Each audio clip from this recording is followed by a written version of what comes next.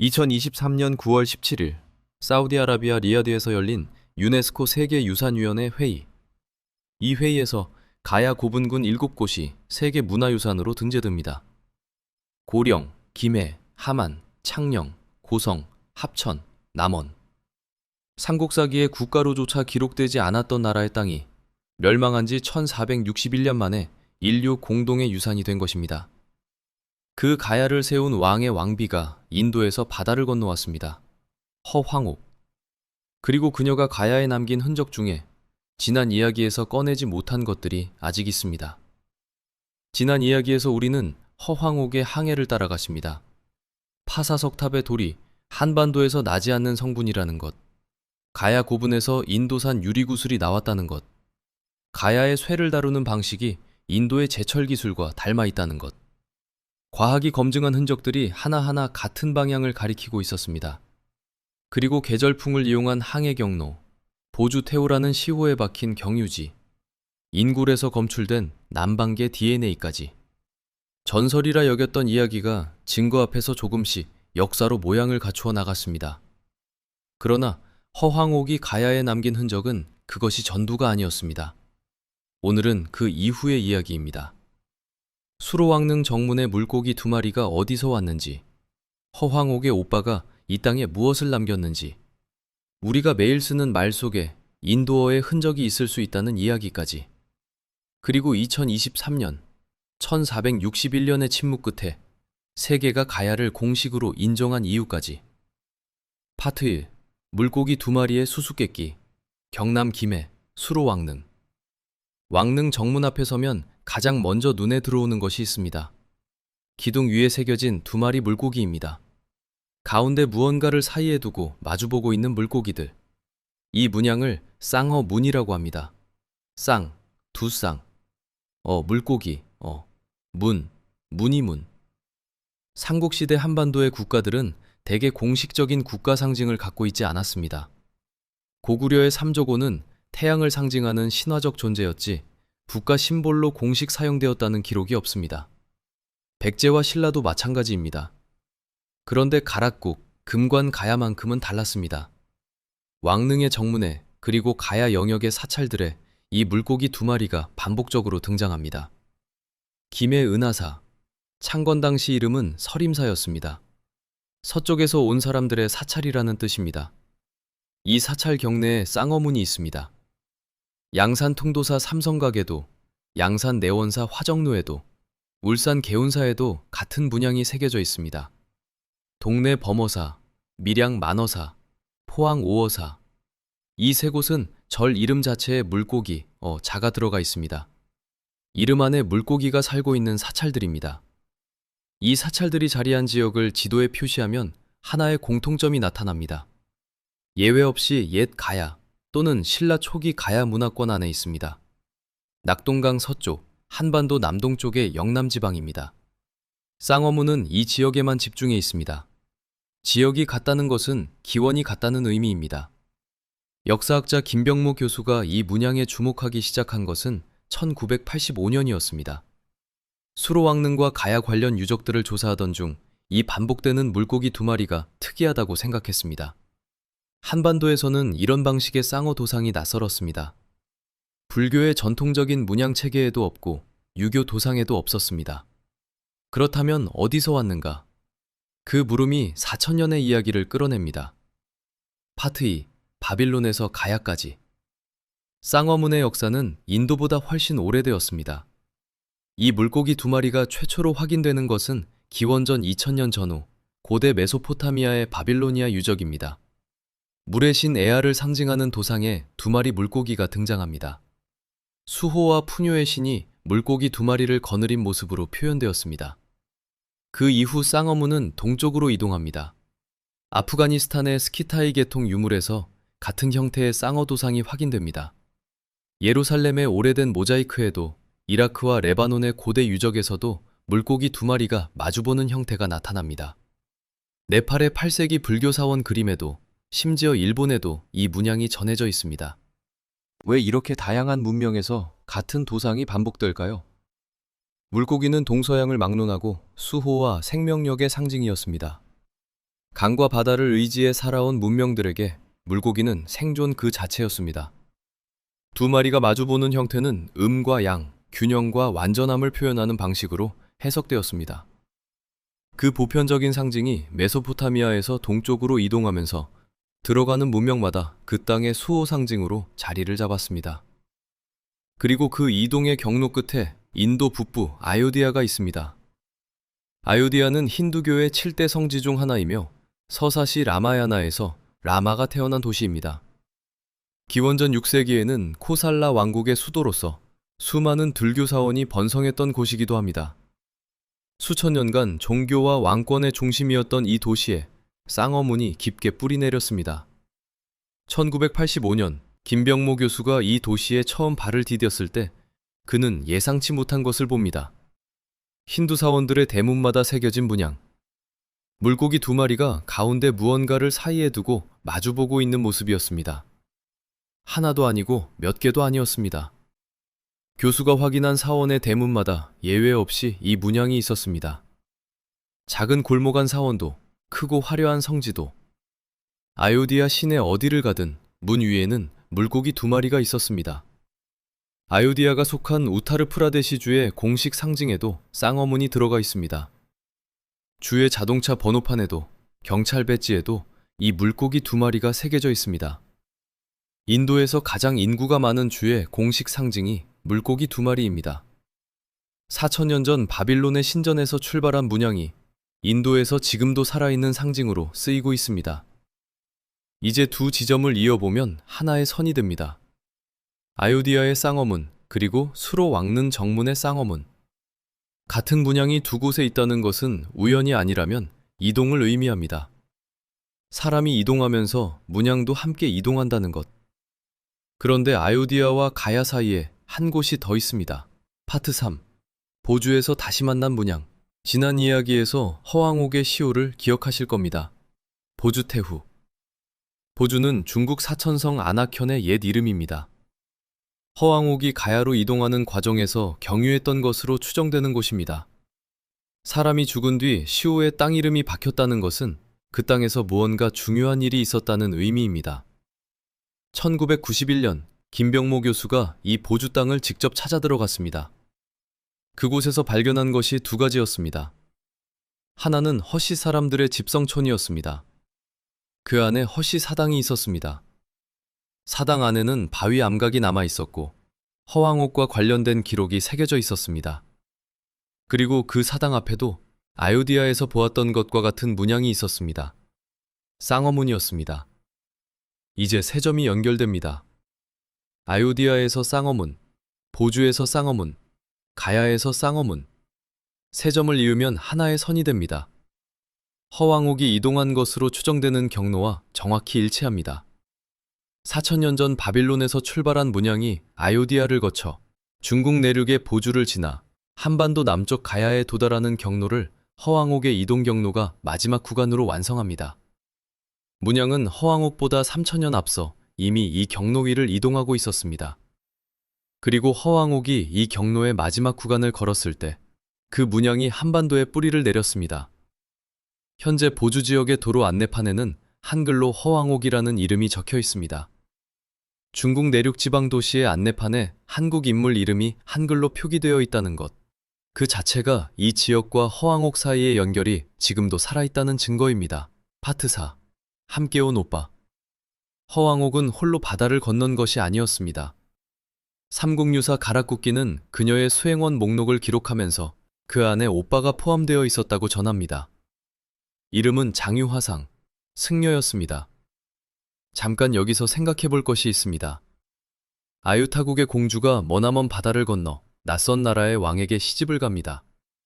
그런데 그 일행 안에 오빠가 승려의 신분으로 함께 있습니다. 단순히 동생을 바래다 주기 위해 따라온 것이라면 가야에 도착한 후 돌아가는 것이 자연스럽습니다. 그런데 장유화상은 돌아가지 않았습니다. 가야에 남았습니다. 장유화상은 서기 48년 가야에 도착한 뒤 이 땅에 사찰을 짓기 시작합니다. 현재 김해에 있는 장유사, 은하사, 독림사 이 세 사찰이 장유화상이 창건했다고 전해지는 곳들입니다. 은하사는 당시 이름이 서림사였습니다.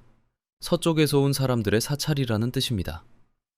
여기서 역사적으로 주목해야 할 숫자가 있습니다. 372년. 고구려의 불교가 공식 전래된 해입니다. 전진의 왕 부견이 고구려에 승려 순도를 보낸 것이 372년이었습니다. 백제의 불교가 전래된 것은 그보다 12년 뒤인 384년입니다. 신라는 더 늦습니다. 그런데 가락국기는 서기 48년에 장유화상이 이 땅에 왔다고 기록합니다. 만약 이 기록이 맞는다면 가야에는 고구려보다 324년 앞서 불교의 씨앗이 내려앉은 것입니다. 한반도 불교의 역사에서 가야가 첫 번째 자리를 차지할 수도 있다는 이야기입니다. 다만 이 기록에 대해서는 신중해야 합니다. 삼국유사는 고려시대 불교 승려 이련이 편찬한 책입니다. 불교의 한반도 전래를 더 길고 깊게 보이도록 허황옥 이야기에 불교적 요소가 덧붙여졌을 가능성을 학계에서는 지적하고 있습니다. 그럼에도 장유사와 은하사라는 사찰이 지금도 그 자리에 있다는 사실은 변하지 않습니다. 그리고 장유화상의 이야기에는 후편이 있습니다. 그것은 허황옥의 자녀들과 이어집니다. 파트 5. 12명의 자녀, 2개의 성. 허황옥은 가야에서 10남 2녀를 낳습니다. 삼국유사가 명시한 숫자입니다.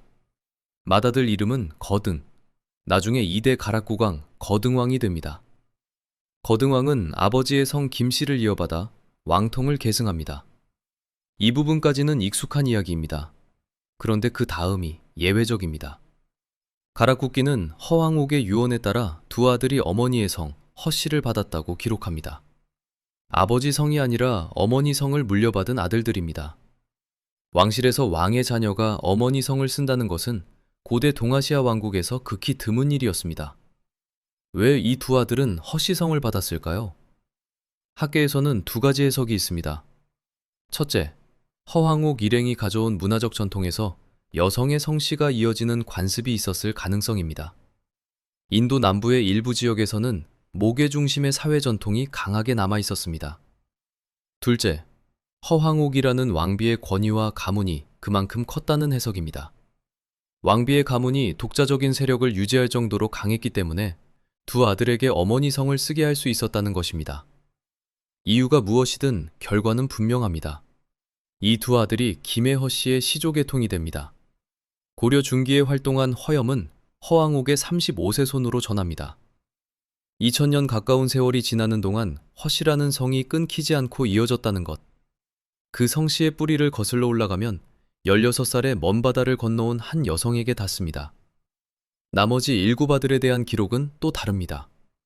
이 7왕자는 장유화상, 외삼촌을 따라 출가합니다. 지리산 아래까지 들어가 수행한 끝에 서기 103년 8월 보름 성불했다는 전설이 전합니다. 하동 7불, 7부처가 된 왕자들. 지리산 아래 7불사가 그 이야기를 지금도 안고 있습니다.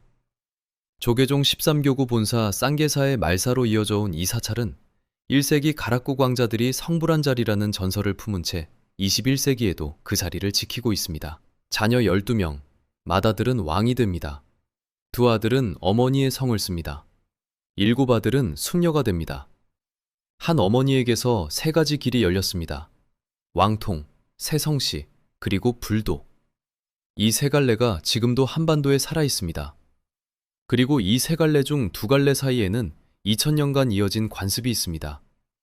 김해허 씨와 김해김 씨는 지금도 전통적으로 결혼하지 않습니다. 같은 시조의 후손이기 때문입니다. 법적으로는 아무런 제한이 없는 시대이지만 그 오래된 약속이 여전히 살아 있습니다. 기록이 잊혀도 관습 속에는 기억이 남습니다. 파트 6. 우리말 속 인도어의 흔적. 언어는 사람보다 오래 삽니다. 사람이 떠나고 기록이 사라지고 왕국이 무너진 뒤에도 언어는 남습니다. 그리고 가끔 그 언어의 흔적이 전혀 예상치 못한 곳에서 살아있다는 것이 발견됩니다. 그런데 여기서 흥미로운 게 있습니다. 허황옥이 가야에 도착했을 때 그녀는 수로왕과 어떤 언어로 대화했을까요? 아유타국 공주와 가야의 왕, 두 사람의 모국어는 달랐습니다. 삼국유사는 이 부분에 대해 기록하지 않습니다. 그냥 결혼했다고만 합니다. 어떤 방식이든 두 언어가 한 공간에서 오랜 시간 접촉했다는 것은 분명합니다. 허황옥 일행은 수십 명이 함께 왔고 그들 중 일부는 가야에 남아 정착했습니다. 사람들이 정착하면 언어가 섞입니다. 그 섞임의 흔적이 지금 우리가 쓰는 말 속에 남아있을지도 모릅니다. 미국 언어학자 모건 클리핑거는 한국어와 타밀어를 비교 연구했습니다. 타밀어는 드라비다오족에 속하는 인도 남부의 언어입니다. 현재 인도 타밀나두주와 스리랑카에서 8천만 명 이상이 쓰고 있는 살아있는 언어입니다. 클리핑거의 연구에서 두 언어 사이에 발음이 같거나 유사한 단어가 400개에서 500개에 이른다는 결과가 나옵니다.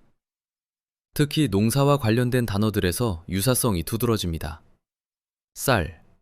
한국어의 쌀은 타밀어로 살 또는 샬리입니다.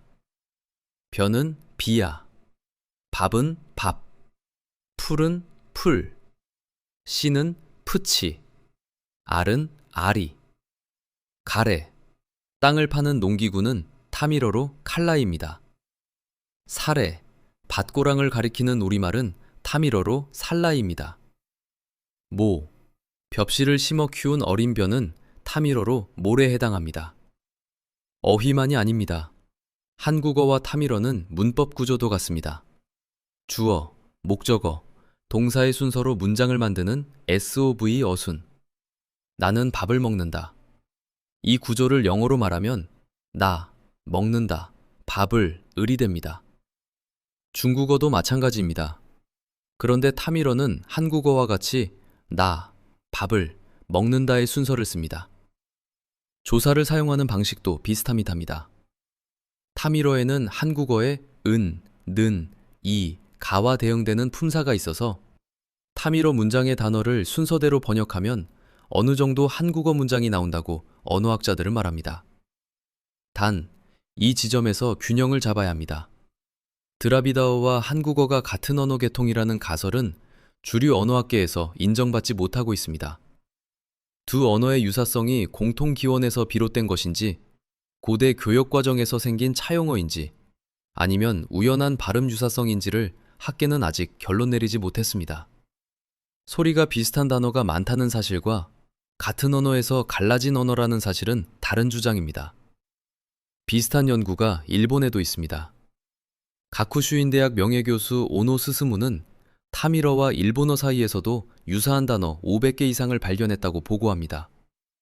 한국어, 일본어, 타밀어. 세 언어 모두에서 유사성이 발견된다는 것은 인도에서 동아시아로 이어지는 고대 인적 이동의 폭이 생각보다 넓었을 가능성을 보여줍니다. 그럼에도 이 사실만큼은 남습니다. 우리가 매일 쓰는 단어들 중 일부가 인도 남부 언어와 소리가 같다. 그 이유가 무엇이든 그 유사성이 지금 이 순간에도 사라지지 않고 있습니다. 쌀이라는 단어를 말할 때 그 소리 안에 어쩌면 먼 곳에서 온 무언가의 기억이 잠들어 있을지도 모릅니다. 파트 7. 157세의 수수께끼. 삼국유사 가라쿠끼는 허왕옥의 죽음을 이렇게 기록합니다. 서기 189년 태후 허씨가 돌아가셨으니 나이 157세였다. 온 나라 사람들이 땅이 꺼진 듯 슬퍼했다. 허왕옥이 가야에 도착한 것은 서기 48년, 나이 16살이었습니다. 그로부터 141년이 지난 189년에 사망했다고 기록됩니다. 가야의 나이로 치면 건국 143년째 되던 해입니다. 왕국과 함께 태어나 왕국이 성장하는 것을 평생 지켜본 사람이었습니다. 141년간 가야의 왕비이자 태후로 이 땅에 있었다는 뜻입니다. 그 141년 동안 가야는 어떻게 변했을까요? 허왕옥이 도착했을 때 가야는 건국 6년째 된 신생왕국이었습니다. 그녀가 떠날 무렵 가야는 이미 동아시아 철기 교역망의 중심으로 자리를 잡았습니다. 삼국지가 기록한 것처럼 한과 예와 외가 철을 사러 찾아오는 나라가 되어 있었습니다. 한 사람의 생애 안에 왕국의 성장이 담겼습니다. 157세. 수학적으로는 틀리지 않습니다. 허황옥은 서기 32년생으로 기록되어 있습니다. 189에서 32를 빼면 정확히 157이 됩니다. 숫자 자체에 오류는 없습니다. 그러나 157세는 인간이 살 수 없는 나이입니다. 현재 기록된 인류 최고 수명은 122세입니다. 그보다 35년을 더 산 셈입니다. 동아시아의 오래된 역사 기록에는 성군이나 성인의 수명을 실제보다 크게 늘려 기록하는 전통이 있었습니다. 요임금과 순임금의 수명은 100세를 훌쩍 넘고 단군은 1908세까지 살았다고 기록됩니다. 이것은 역사적 사실의 기록이 아니라 인물의 위대함을 수명으로 표현하는 방식이었습니다. 오래 산다는 것은 하늘의 뜻을 받은 존재라는 의미이기도 했습니다. 허황옥의 157세도 같은 맥락에서 읽힙니다. 가야 왕국을 세운 김수로 왕의 왕비, 수백만 후손의 시조모. 그 위대함을 표현하는 방식이 157세라는 수명이었을 것입니다. 그러나 157세라는 숫자가 불가능하다고 해서 허황옥이라는 사람이 없었다는 뜻은 아닙니다. 파사석탑의 돌은 지금도 한반도에서 나지 않는 성분입니다. 가야 고분의 유리구슬은 지금도 인도산 성분입니다. 수로왕릉 정문의 쌍어문은 지금도 아요디아에도 있고 보주에도 있습니다. 기록이 과장을 담고 있다는 것과 그 기록 안에 진실이 없다는 것은 다른 말입니다.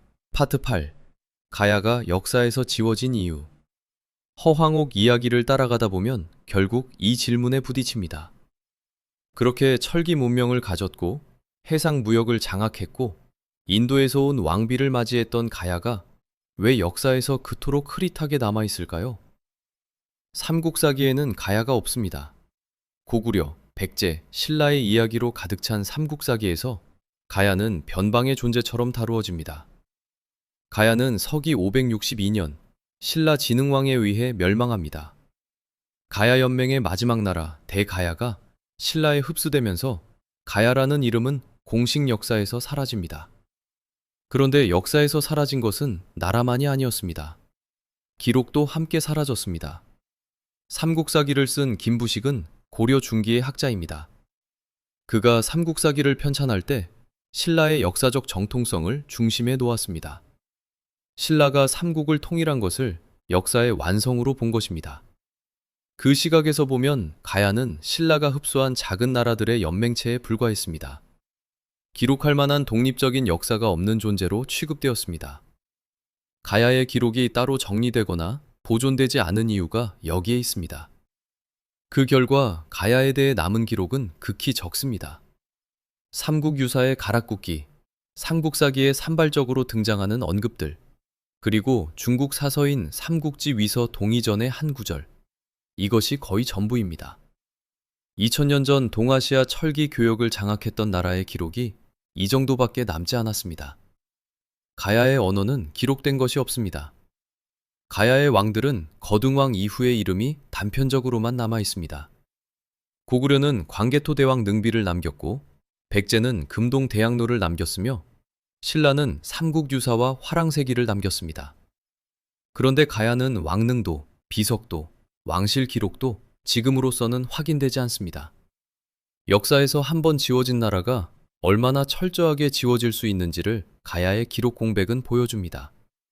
그런데 흥미로운 것은 기록은 지워졌지만 땅속은 지워지지 않았다는 점입니다. 1977년 김해 대성동 일대에서 고분이 처음 발견되고 1990년대에 들어 본격적인 학술 발굴이 시작됩니다. 지금도 매년 새로운 유물이 나오고 있습니다. 가야가 얼마나 국제적인 문명이었는지가 하나씩 드러나기 시작합니다. 땅이 기록을 대신하고 있었습니다. 파트 9. 대성동 고분이 말하는 것. 김해 대성동 고분군. 금관 가야의 왕들이 묻힌 것으로 추정되는 이곳에서 1990년대부터 본격적인 발굴이 시작됩니다. 그리고 이 발굴이 가야에 대한 기존의 인식을 뒤집기 시작합니다. 대성동 고분에서 나온 유물들은 가야가 한반도 안에 갇혀있지 않았음을 보여줍니다. 무기와 마구, 청동 용기, 그리고 유리장신구들. 이 유물들의 성분과 양식을 분석하면 동아시아 전체에 걸친 교역망이 나타납니다. 북방 초원지대에 흔적이 있는 유물이 있고 한반도 북쪽에서 내려온 물건들이 있으며 그리고 1편에서 이야기한 인도산 유리구슬이 있습니다. 특히 순장 문화는 가야 고분의 독특한 특징입니다. 왕이 죽으면 그 옆에 사람을 함께 묻는 것입니다. 이 순장풍습은 한반도에서는 가야 고분에서 가장 집중적으로 나타납니다. 북방 유목민족의 장례 문화와 닮아 있습니다. 가야가 북방에서 내려온 세력과 남방에서 올라온 세력이 만나는 접점이었을 가능성을 보여주는 증거 중 하나입니다. 2004년에 이루어진 발굴에서 순장자의 인골 하나가 DNA 분석에 사용됩니다. 이것이 1편에서 이야기한 남방계 DNA, M7 하플로그룹이 나온 바로 그 인골입니다. 김해 대성동 고분 57호. 그 안에 묻혔던 순장자의 뼈에서 인도 타밀 지역과 유사한 유전자 표지가 나왔습니다. 무덤 안의 유물이 인도를 가리키고 무덤 안의 뼈가 인도를 가리키고 있습니다. 대성동 고분군은 사적으로 지정되어 있으며 현재도 발굴이 진행 중입니다. 땅속에서 나오는 유물들이 하나씩 더해질 때마다 가야가 얼마나 넓은 세계와 연결되어 있었는지가 조금씩 더 선명해지고 있습니다. 파트 10. 가야와 외, 그리고 철의 길. 가야의 이야기는 한반도 안에서만 끝나지 않습니다. 가야는 고대 동아시아 교역망의 한 축이었습니다. 그 교역의 가장 중요한 상품은 철이었습니다. 삼국지 위서 동의전은 가야에 대해 이렇게 기록합니다. 한과 예, 외가 모두 와서 철을 사간다. 여기서 외는 일본 열도를 가리킵니다. 서기 3세기 무렵 중국 역사가가 남긴 기록 안에 일본이 가야에서 철을 수입했다는 사실이 담겨 있습니다. 가야와 외의 관계는 역사적으로 복잡한 주제입니다. 20세기에 일본이 식민 지배를 정당화하는 근거 중 하나로 임나일본 부설이라는 것을 내세운 적이 있습니다. 고대 일본 야마토 정권이 가야 지역에 임나라는 거점을 두고 한반도 남부를 지배했다는 주장이었습니다. 이 주장은 현재 한국과 일본 학계 모두에서 실증적 근거가 부족하다는 의견이 지배적입니다. 가야와 외 사이의 관계는 지배와 피지배가 아니라 활발한 교역과 인적 교류였을 가능성이 훨씬 높습니다. 실제로 일본 열도의 고분에서 가야 양식의 토기와 철기가 다수 출토됩니다. 반대로 가야 고분에서도 일본 열도의 물건들이 나옵니다. 양방향의 교역이었습니다.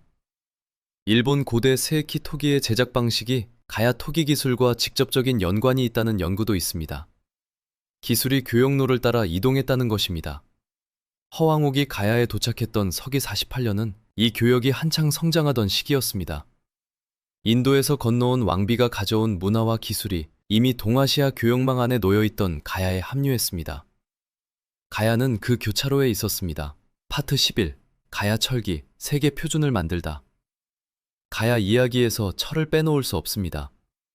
서기 1세기 무렵 한반도 남부에서 가야가 장악하고 있던 낙동강 하류 지역은 동아시아에서 가장 중요한 철 생산지 중 하나였습니다. 가야는 이 철을 덩어리 형태로 만들어 교역품으로 유통했습니다. 덩이쇠라고 부르는 이 철 덩어리는 현지에서 화폐처럼 쓰였습니다. 삼국지 위서 동의전은 이것을 이렇게 기록합니다. 나라 안에서 쇠가 나는데 한, 예, 외가 모두 와서 사간다. 쇠를 마치 중국이 돈을 쓰듯 쓴다. 가야의 덩이쇠는 단순한 철 덩어리가 아니었습니다. 1편에서 잠깐 언급했지만 오늘은 더 자세히 들여다볼 필요가 있습니다. 가야 장인들이 쓰던 재련 방식은 독특했습니다. 양쪽 끝에 탄소를 집중시키는 방법입니다. 같은 시대 중국의 제철 방식과 다릅니다. 그런데 이 방식이 인도의 전통적인 제철 기술과 닮아 있습니다. 인도 남부 타밀나두 지역에서는 고대부터 우치강이라 불리는 고품질 강철을 만들어 왔는데 그 기술의 핵심 중 하나가 탄소 분포를 조절하는 것이었습니다. 이 우측강 기술은 중동 상인들이 앞다투어 수입해갈 만큼 당시 세계에서 가장 앞선 금속 기술 중 하나였습니다. 인도에서 수출된 우측강 덩어리는 중동에서 가공되어 훗날 다마스쿠스강으로 알려지는 고급 칼날의 원료가 됩니다. 가야의 철기는 단순히 거래되는 물건이 아니었습니다. 기술이 이동했습니다. 가야에서 만들어진 철기가 일본 열도로 건너가면서 그 제작 방식도 함께 전해졌을 가능성이 있습니다. 인도의 제철 기술이 가야를 거쳐 일본으로 이동했다는 그림이 그려집니다. 인도에서 한반도 남부로, 한반도 남부에서 일본 열도로. 기술의 실크로드가 이 경로 위에 있었습니다. 파트 12. 수로왕과 허황옥, 두 사람의 기원. 허황옥의 이야기를 들여다보다 보면 자연스럽게 김수로왕에 대한 의문도 생깁니다. 그는 누구였을까요? 삼국유사의 가락국기는 수로왕의 탄생을 이렇게 기록합니다. 하늘에서 황금 상자가 내려왔고 그 안에 6개의 금빛 알이 있었습니다. 그 알에서 6명의 왕이 나와 가야 연맹의 6나라를 각각 다스렸습니다. 첫 번째 알에서 나온 이가 김수로 왕입니다. 이 건국 설화는 분명히 신화적인 구조입니다. 그러나 신화는 종종 실제 역사를 담고 있습니다. 역사학자들은 이 건국 설화가 외부에서 이주해온 세력이 가야 지역의 토착 세력을 통합하는 과정을 상징화한 것일 가능성을 이야기합니다. 흥미롭게도 수로왕의 이야기 구조는 신라 박혁거세, 석탈의 이야기 구조와 다릅니다. 박혁거세는 알에서 태어났지만 하늘이 내려준 존재로 묘사됩니다. 석탈에는 외국에서 배를 타고 온 인물로 기록됩니다. 수로왕은 하늘에서 내려온 알. 이 세 이야기의 공통점은 모두 외부에서 온 존재가 새로운 왕국을 세운다는 것입니다. 이주와 정착, 새로운 세력의 등장이라는 패턴이 반복됩니다. 그리고 수로왕과 허황옥의 결합은 이 패턴에 새로운 층위를 더합니다. 하늘에서 왔다는 왕과 바다 건너 인도에서 왔다는 왕비. 두 이주의 이야기가 하나의 왕국을 만들었습니다. 가야는 단일한 기원이 아니라 여러 방향에서 흘러온 사람들과 문화들이 합류한 곳이었을지도 모릅니다. 대성동 고분에서 나온 유물들이 그 합류를 증언합니다. 북방 초원계통의 유물, 인도에서 온 유리구슬, 그리고 한반도 토착문화의 토기. 이 세 가지가 한 무덤 안에서 함께 나옵니다. 북방 초원의 흔적과 인도의 흔적과 토착문화가 하나의 공간에서 만나 새로운 문명을 이루었다는 것. 가야는 그 만남의 장소였습니다. 파트 13. 1461년 만의 귀환, 그리고 2023년. 그 가야에 대한 세계의 판결이 나옵니다. 2023년 9월 17일, 사우디아라비아 리야드에서 열린 유네스코 세계유산위원회 회의. 이 회의에서 가야 고분군 7곳이 세계문화유산으로 공식 등재됩니다. 고령 지산동, 김해 대성동, 함안 마리산, 창녕 교동과 송현동, 고성 송악동, 합천 옥전, 전북 남원 유곡리와 두락리. 가야 연맹이 존재했던 한반도 남부의 7고분군입니다. 이 등재의 의미는 단순한 유산 지정이 아닙니다. 유네스코 세계유산위원회는 가야 고분군이 동아시아 고대 문명의 다양성을 증명하는 탁월한 보편적 가치를 지닌다고 평가했습니다. 삼국, 즉 고구려, 백제, 신라만으로 한반도 고대사를 설명하는 것이 불완전하다는 세계의 공식 인정이었습니다. 등재 과정도 의미심장합니다. 가야 고분군은 2019년부터 세계유산 등재 신청을 추진했습니다. 4년에 걸친 준비와 심사 끝에 나온 결론이었습니다. 세계 전문가들이 가야의 고분 축조 방식, 고분 분포 패턴, 그리고 출토 유물의 다양성을 면밀히 검토한 결과였습니다. 가야는 단순히 삼국에 흡수된 약소국이 아니라 독자적인 문명권을 형성했다는 평가를 받은 것입니다. 삼국사기가 편찬된 것이 1145년입니다. 김부식이 삼국사기를 쓰면서 가야를 역사의 변방으로 밀어낸 것이 그때였습니다. 2023년까지 878년이 걸렸습니다. 가야가 멸망한 562년부터 계산하면 1461년입니다. 그 긴 침묵 끝에 세계가 가야의 독립적인 문명적 가치를 공식으로 인정했습니다. 특히 주목할 것은 대성동 고분군이 그 7곳 중 하나라는 점입니다. 인도산 유리구슬이 나온 그 고분, 남방계 DNA가 나온 그 무덤이 있는 바로 그 장소가 세계 문화유산이 된 것입니다. 허황옥의 흔적이 담긴 땅이 인류 공동의 유산으로 등재되었습니다. 삼국사기는 가야를 외면했습니다. 그러나 땅속이 기억을 지키고 있었습니다. 그리고 그 기억이 결국 세계 앞에 나왔습니다. 가야가 멸망한 지 1461년 만에 가야는 다시 역사 위에 섰습니다. 마무리. 흔적이 남기는 것. 지금까지 따라온 증거들을 한번 정리해 보겠습니다. 1편에서 확인한 것들. 파사석탑의 옆랍석 사암, 가야 고분의 인도산 유리구슬, 인도식 제철 기술과 닮은 가야 덩이쇠의 재련법, 보주태우라는 시호에 박힌 경유지, 계절풍을 이용한 치밀한 항해 경로, 가야 인굴에서 나온 남방계 DNA, 그리고 오늘 확인한 것들. 4000년 전 바빌론에서 출발해 아유디아와 보주를 거쳐 가야까지 이어진 쌍어문, 허황옥의 오빠 장유화상과 그가 남긴 사찰들, 2개의 성을 가진 자녀들, 지금도 유지되는 두 성씨의 혼인 관습, 우리말과 타밀어 사이의 농경어 유사성, 157세라는 과장된 수명이 담고 있는 이 왕비에 대한 2000년 전 사람들의 마음, 그리고 2023년 세계가 공식으로 인정한 가야의 문명적 가치, 이 모든 것들이 단 하나의 인물에게 귀속된다고 학계는 아직 확정짓지 못했습니다. 증거들은 방향을 가리키지만 그 방향이 하나의 실존 인물에게 수렴한다고 증명하는 것은 다른 문제입니다. 학계는 지금도 신중합니다. 기원전 1세기 아유타국이 정말 인도 아유디아인지, 허왕옥이 한 개인인지, 아니면 인도계 집단 이주의 상징으로 기록된 인물인지, 그 결론은 아직 열려 있습니다. 그러나 신중한 학계와 별개로 이 흔적들이 지금도 여기에 있다는 사실은 변하지 않습니다. 수로왕릉 정문에는 오늘도 물고기 2마리가 마주보고 있습니다. 4000년 전 바빌론의 신전에서 출발한 그 물고기가 인도를 거치고 중국 내륙을 지나 한반도 남쪽 끝에 도달했습니다. 처음 그 문양을 새긴 사람들이 누구였는지를 우리는 정확히 알지 못합니다. 그러나 아유디아에 가면 그 물고기를 만날 수 있습니다. 보주에 가면 허시사당에서 그 물고기를 만날 수 있습니다. 지리산 아래 칠불사에서는 2000년 전 왕자들이 성불했다는 이야기를 만날 수 있습니다. 그리고 2023년 그 땅이 세계의 유산이 되었습니다. 전설이냐 역사냐는 질문에 답이 나오지 않아도 사라지지 않는 것들이 있습니다. 한반도에서 나지 않는 돌, 인도산 유리구슬, 바빌론에서 가야까지 이어진 문양, 2개의 성씨, 지리산의 사찰, 그리고 2023년 세계문화유산 등재.